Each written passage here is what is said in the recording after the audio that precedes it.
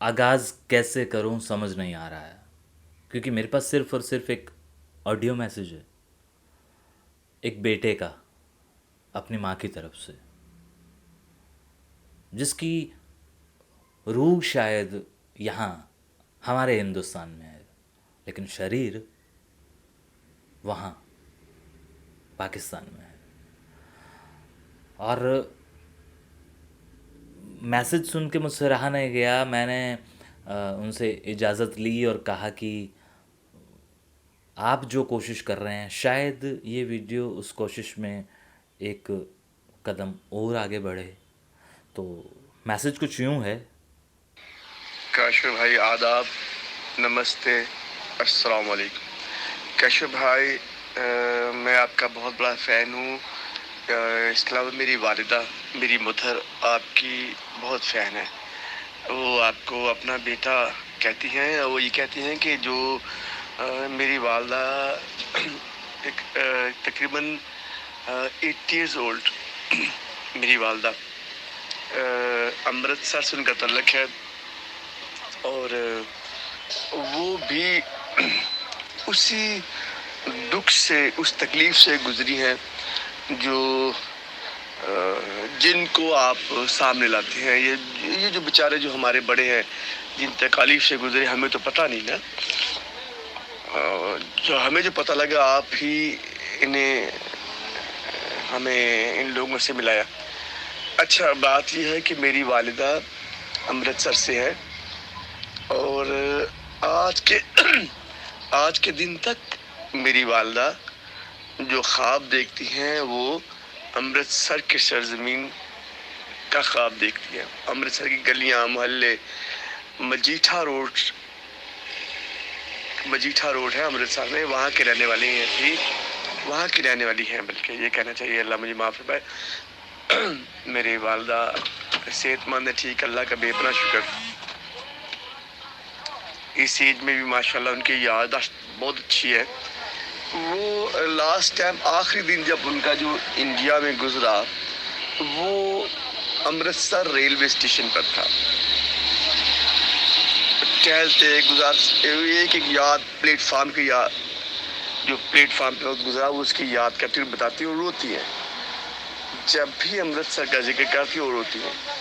आज के दिन तक वो इस तकसीम का, इस जो वंड हुई है, तकसीम हुई है, उसका दर्द नहीं भूल सकी।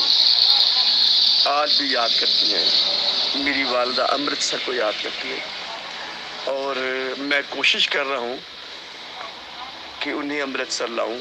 मैंने एक ख़त लिखा है, एक लेटर लिखा है इंडिया गवर्नमेंट को कि मेरी वालदा इस एज में है और आपने आखिरी, उनके बकौल उनका जो आखिरी वक्त आ चुका है और वो अपना इंडिया, अपना मदर स्टेशन, मदरलैंड, अपना होमलैंड देखना चाहती है।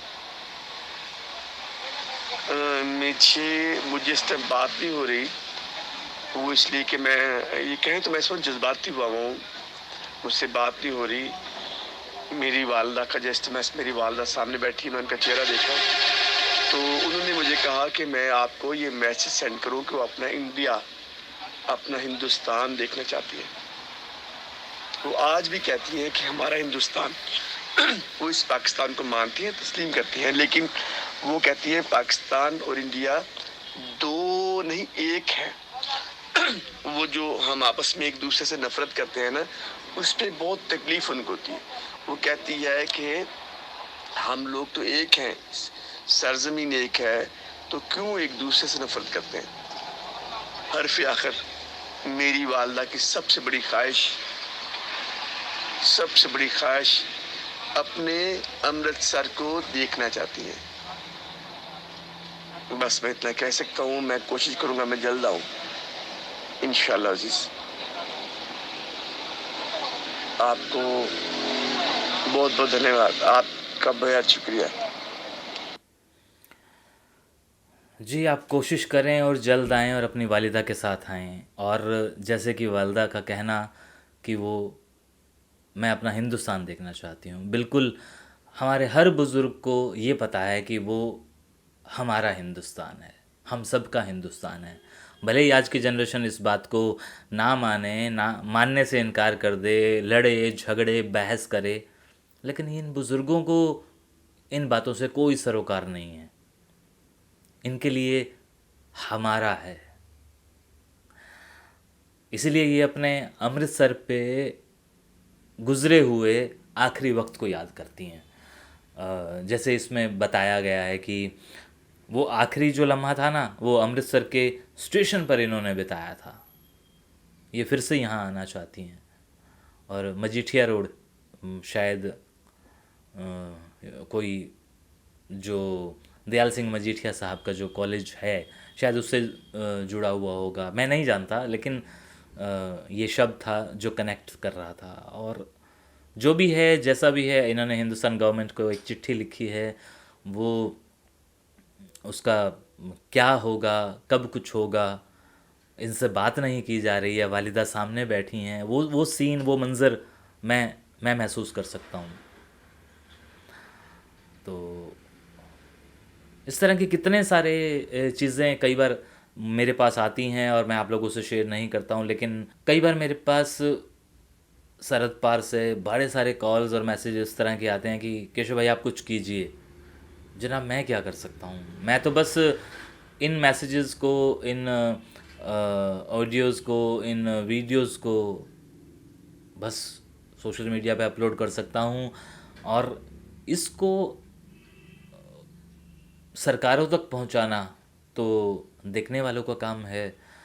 मेरी इतनी सी कोशिश अगर कोई रंग लेती है, कोई किसी के काम का, किसी के पॉजिटिव काम का सबब बनती है, तो इसमें उसका शुक्र, अगर उसकी रज़ा होगी तो ही कुछ बात होगी।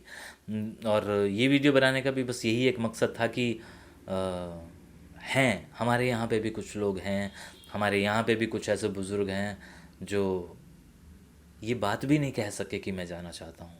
मतलब वो मुझे नहीं कह सके, किसी को बता नहीं सके, अपने अंदर लेके बैठे रहे, अपने घर वालों को बताते रहे, लेकिन कह नहीं पाए और इस दुनिया से रुखसत हो गए।